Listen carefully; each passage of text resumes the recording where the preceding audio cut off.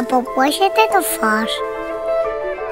Υπάρχει ένα μαγικό μέρος που έχει εκατομμύρια βαζάκια που γεμίζουν σιγά σιγά με φως. Και πώς έρχονται στο σπίτι μας? Εκεί ένας κύριος τα πιάνει προσεκτικά και τα βάζει σε μαγικούς σωλήνες που τα πετάνε ψηλά στον ουρανό για να στείλουν φως παντού.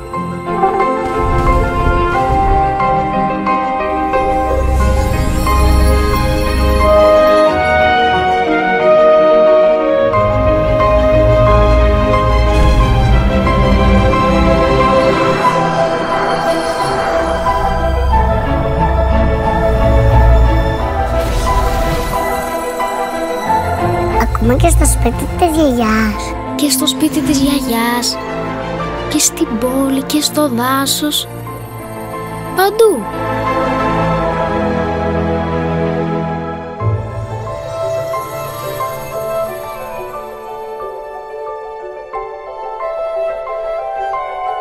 Το μαγικό ταξίδι της ενέργειας ξεκινάει από την Πρωτέργεια, το μεγαλύτερο ανεξάρτητο παραγωγό ηλεκτρικής ενέργειας που με την αξιοπιστία του ομίλου Μυτιληναίος προμηθεύει με ρεύμα σπίτια και επιχειρήσεις σε όλη την Ελλάδα.